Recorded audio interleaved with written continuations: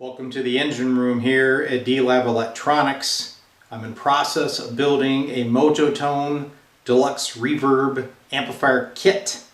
What I'm going to show you in this video are 5 tips in case you're building one to ensure your success.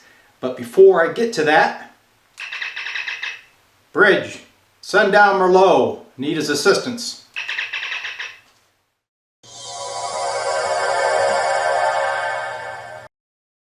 Excellent. I now have all I need to boldly go and complete this mission. Tip number 1, filter capacitor upgrade for your Fender Deluxe MojoTone kit.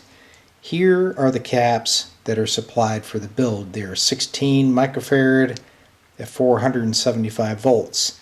And if you look at the original schematic for this amp, that is what Fender used. What I elect to do is install F&T filter capacitors, which you can see are much larger cap, and I've had very good luck with them.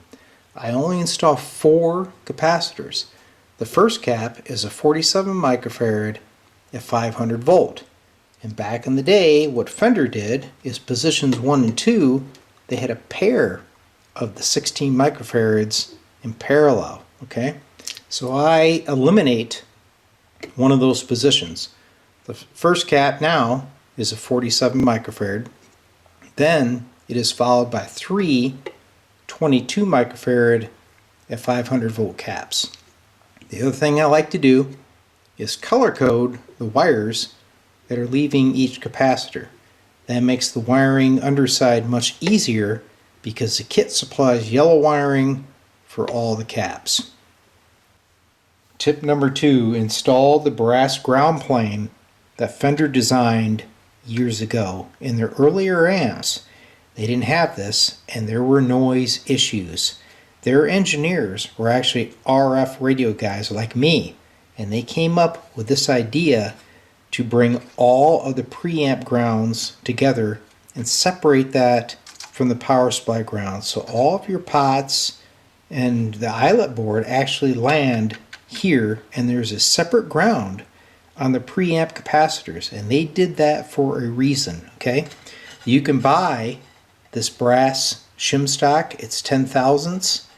You cut it, bend it, drill the holes for your controls, pop them behind those pots.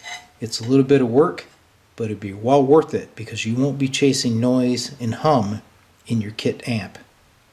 Tip 3, enhanced mounting for the eyelet board in your amplifier. Back in the day, when Fender built these, they would put down this insulator board, lay the eyelet board on top of it, and drive sheet metal screws to hold everything in place. That was okay because they were trying to manufacture these quickly. However, that induced some problems. There was very little clearance between the insulator and the eyelet board, so all of your wiring and connections underneath of that were pinched. If you had solder globs, they would go between the board and you couldn't see it, and they could actually short and cause problems. The other thing is you had wiring under the board. There's jumper positions, and sometimes because they're being compressed between the insulator board and the eyelet board, those little sharp leads would actually poke into the wires that were routing signals and generate more problems. So take a little bit of time, put some machine screws, and I used little rubber grommets to generate spacers. Then when your eyelet board goes in, he sits on these mounts, and there's approximately a 1/4 inch of space. So now you can easily route wiring without interference, and it's much easier to work on in the future because you can actually lift that board up and tilt him and see what's going on underneath.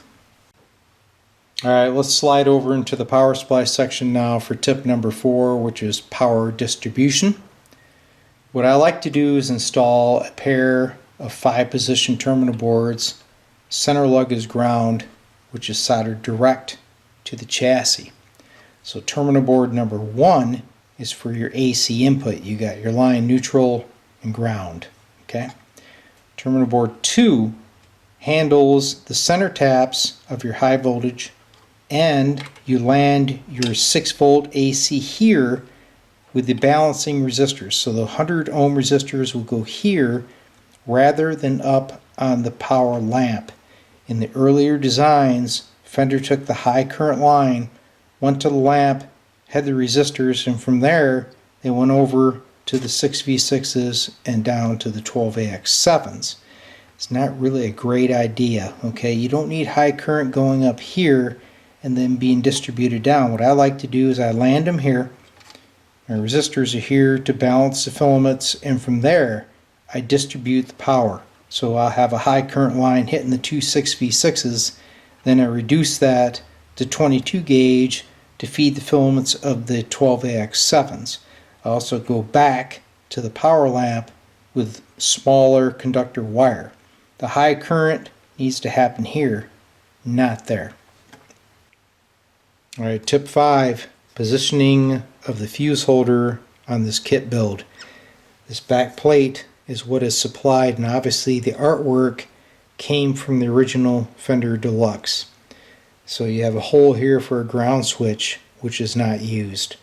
The fuse, though, is in the original position, and if you take a look, you'll see that he is dangerously close to the terminals of that 6V6 socket.